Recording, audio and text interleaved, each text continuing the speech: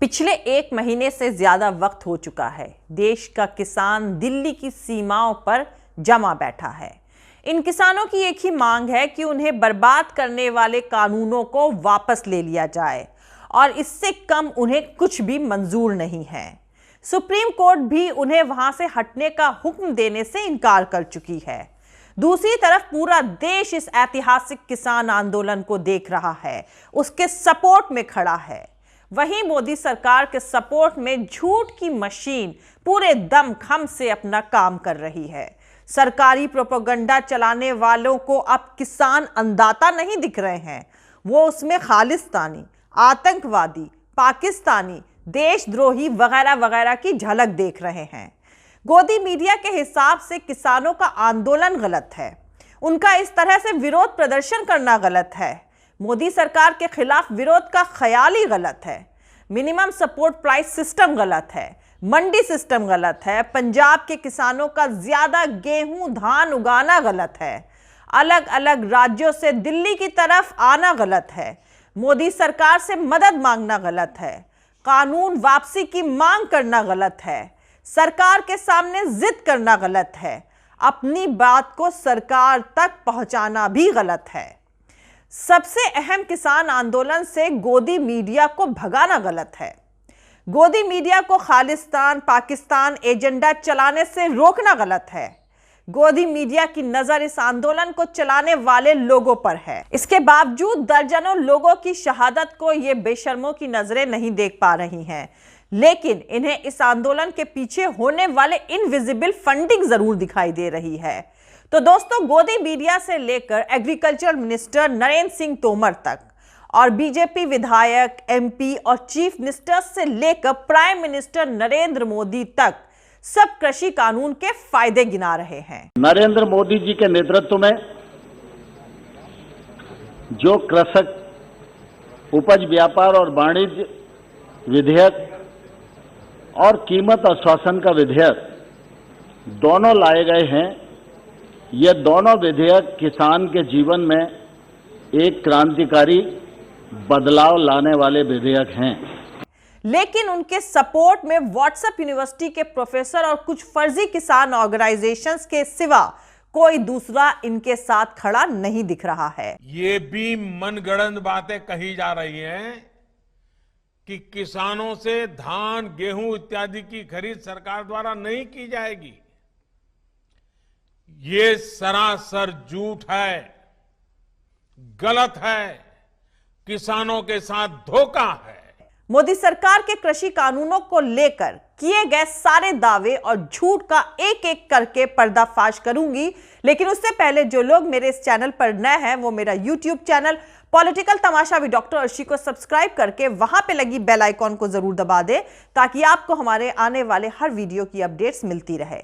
और दोस्तों, अगर आपको हमारा काम पसंद आता है, हमारे वीडियोस पसंद आते हैं, तो www.patreon.com/dr अर्शी खान पर जाकर डोनेट करके आप हमारे काम को सपोर्ट कर सकते हैं। तो चलिए शुरू करते हैं। तो दोस्तों, पहला दावा जो मोदी सरकार कर रही है वो ये है कि किसानों की जमीन पर कोई खतरा नहीं है, ठेके में जमीन गिरवी नहीं रखी जाएगी और जमीन के ट्रांसफर को लेकर किसी भी तरह का एग्रीमेंट यानी करार नहीं होगा।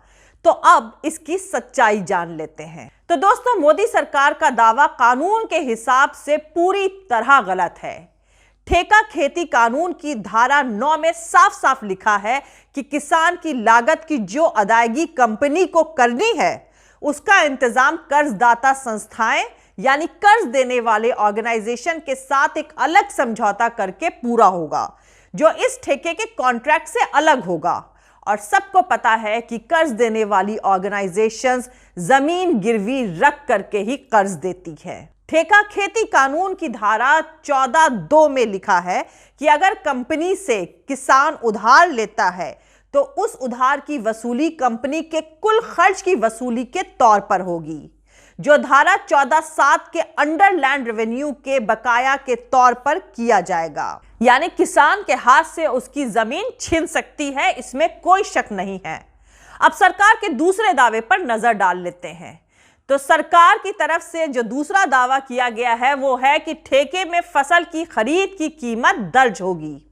किसानों को पेमेंट टाइम पीरियड के अंदर किया जाएगा और किसान कभी भी कॉन्ट्रैक्ट खत्म कर सकते हैं, वगैरह वगैरह।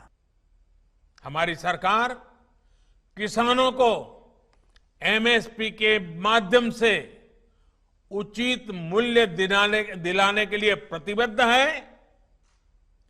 पहले भी थे, आज भी हैं, आगे भी रहेंगे। पर सच्चाई यह है कि ये सभी दावे ठेका कानून में डिस्क्राइब करी गई धाराओं के उल्टे हैं। ये धाराएं साफ करती हैं कि किसान की फसल का पेमेंट करने से पहले कंपनी फसल की क्वालिटी का किसी पारखी से इवैल्यूएशन यानी फसल की कीमत का अंदाजा कराएगी और उसके बाद फसल की कीमत तय करने के बाद ही पेमेंट करेगी। भुगतान की वक्त सीमा यानी टाइम लिमिट में भी बहुत सारे ऑप्शंस दिए गए हैं, जिनमें यह भी कहा गया है कि पर्ची पर खरीदने के बाद पेमेंट 3 दिन बाद किया जाएगा। आज भी गन्ना किसानों का भुगतान पर्ची पर होता है, जिसके चलते पिछले कई सालों का हजारों करोड़ रुपयों का भुगतान आज तक बकाया है। यानी किसान के साथ हो रही इस लूट को अब कानूनी जामा पहना दिया गया है। इस कानून में यह भी अरेंजमेंट है कि निजी मंडी का खरीदार किसान को तभी भुगतान करेगा जब उसे खुद उस कंपनी से पेमेंट मिलेगा जिससे उसने फसल बेची है। इसका मतलब है कि किसानों को पेमेंट में टाइम लिमिट की कोई गारंटी नहीं है। अब यहां पर आपको बता दूं, मध्य प्रदेश के होशंगाबाद में 12 दिनों के अंदर किसानों को लूटने के 2 मामले सामने आए हैं।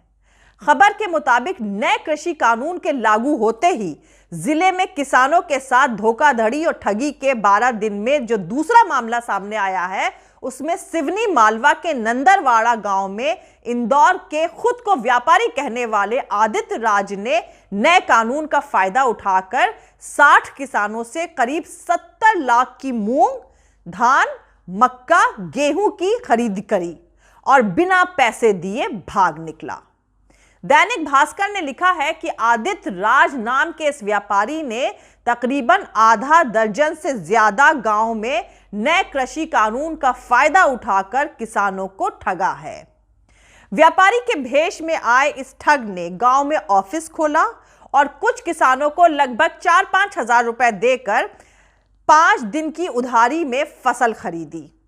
5 दिन के अंदर आधा पेमेंट उसे करना था। उसके बाद 15 दिनों में भुगतान करने का वादा करके यह भाग गया। इस नए कानून के तहत व्यापारी को ना लाइसेंस लेना जरूरी होगा और ना मंडी को टैक्स देना। इसी का फायदा उठाकर व्यापारी ने नंदरवाड़ा में ऑफिस खोलकर किसानों से खरीद करी। कुछ किसानों को एडवांस भुगतान और टोकन अमाउंट भी दिया ताकि किसान झांसे में आसानी से आ जाएं। अपने साथ ठगी का एहसास होने के बाद किसानों ने एसडीएम ऑफिस पहुंचकर शिकायत दर्ज कराई। खैर, इससे आप समझ सकते हैं कि अभी से जब इस तरह की धोखाधड़ी शुरू हो गई है तो आगे किसानों के साथ क्या होने वाला है। तो चलिए दोस्तों, मोदी सरकार के तीसरे दावे पर नजर डाल लेते हैं। मोदी सरकार की तरफ से जो तीसरा दावा किया गया है, उसके हिसाब से लागत का 1.5 गुना मिनिमम सपोर्ट प्राइस दिया जा रहा है।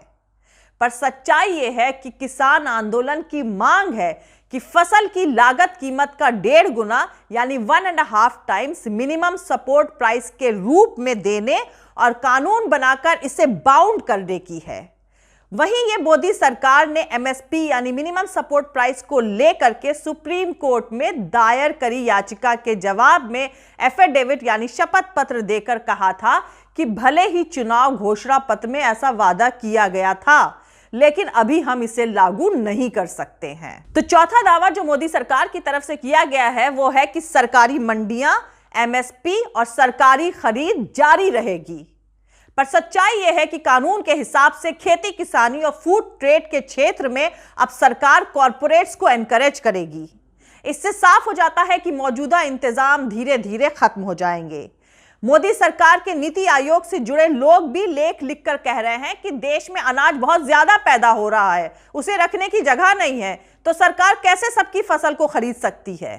यानी एमएसपी पर सरकारी खरीद जारी रहेगी, इसकी कोई गारंटी नहीं है। जो पांचवा दावा सरकार की तरफ से किया गया है वो है कि किसान अपनी फसल जहां चाहे वहां बेच सकेगा।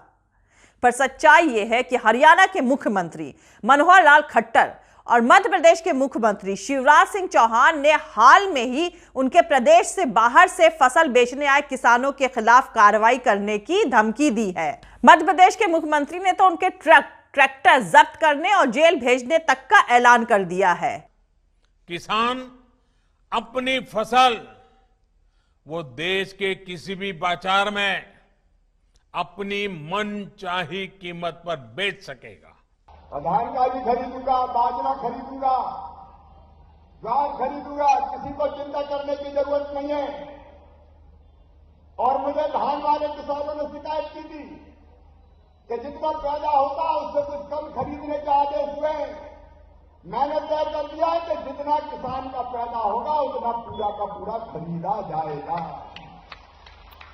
हाँ, बाहर से कोई आया, अब पता नहीं अगल बगल के राज्यों से घुस जाते हैं हमारे यहां बेचने, गड़बड़ करके कोई आ जाता है।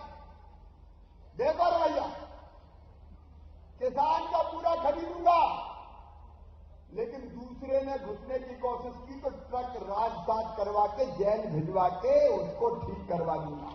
ये दोनों कट्टर संघी भाजपाई मुख्यमंत्री हैं। उनके इस ऐलान के खिलाफ केंद्र की मोदी सरकार ने एक शब्द तक नहीं बोला।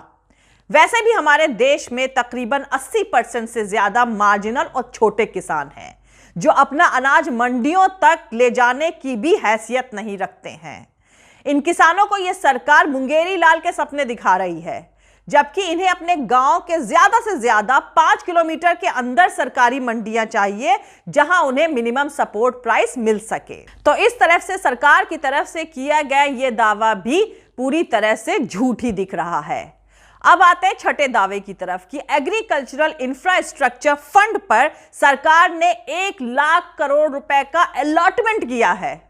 पर सच्चाई यह है कि इस फंड का इस्तेमाल किसानों के लिए नहीं, बल्कि खेती में बड़े कॉरपोरेट घरानों और विदेशी कंपनियों के इंटरफेरेंस को बढ़ावा देने के लिए किया जा रहा है। अगर इस फंड का इस्तेमाल सीधे तौर पर सहकारी समितियों के जरिए किसानों को सिंचाई, ट्रैक्टर, मशीनरी, लागत की सामग्री, भंडारण और बिक्री वगैरह के इंतजाम करने के लिए किया जाता तो इससे किसानों का भला होता, लेकिन ऐसा नहीं हो रहा है। अब आते हैं 7वें दावे पर जो मोदी सरकार की तरफ से किया जा रहा है। वो ये है कि ये कानून पूरी तरह किसानों के हित में यानी किसानों के फेवर में है। ये उनकी जिंदगी में बदलाव लाएगा और सरकार का यह भी कहना है कि किसानों के हित के हिसाब से जरूरत पड़ने पर इसमें कुछ सुधार भी किया जा सकता है। पर हकीकत यह है कि यह कानून बड़े कॉरपोरेटों और अडानी अंबानी के फायदे में है और अडानी अंबानी के हित कभी भी किसानों के हित नहीं बन सकते हैं। इनसे किसानों की जिंदगी में एक ही बदलाव आएगा कि वो बेजमीन, बेदखल होकर लैंडलेस यानी भूमिहीन बन जाएंगे और बड़ी कंपनियों का कब्जा पूरे ग्रामीण जीवन पर नजर आएगा। इन कानूनों में किसी भी तरह का बदलाव इनके कॉरपोरेट परस्त कैरेक्टर को नहीं बदल सकता है, इसलिए इन कानूनों को वापस ही लिया जाना चाहिए। लेकिन अगर मोदी सरकार ऐसा नहीं करती है तब वो देखेगी कि मेहनत कशों की जिस एकता ने अंग्रेजों को वापस जाने पर मजबूर कर दिया था, आज वही एकता, वही यूनिटी कॉरपोरेट परस्त कम्युनल सरकार के ताकतवर पैरों को जमीन से उखाड़ फेंकने का इतिहास लिखेगी। जय हिंद, सत्यमेव जयते, अल्लाह हाफिज। दोस्तों, हमारा पूरा वीडियो और दूसरे और वीडियोस देखने के लिए हमारे YouTube channel political Tamasha with doctor Arshi को सब्सक्राइब करके वहां पे लगी बेल आइकॉन को जरूर दबा दें ताकि आपको हमारे आने वाले हर वीडियो की अपडेट्स मिलती रहे। और दोस्तों, अगर आपको हमारा काम पसंद आता है, हमारे वीडियोस पसंद आते हैं तो www.patreon.com/dr अर्शी खान पर जाकर डोनेट करके आप हमारे काम को सपोर्ट कर सकते हैं। दोस्तों, अगर आपको हमारा वीडियो पसंद आता है तो लाइक और शेयर करना हरगिज नहीं भूलें। आप हमें फॉलो भी कर सकते हैं हमारे ट्विटर, इंस्टाग्राम और फेसबुक पेज पर। मेरा ट्विटर हैंडल है @arshi Aziz Khan। Thank you, मिलते हैं अगले वीडियो में।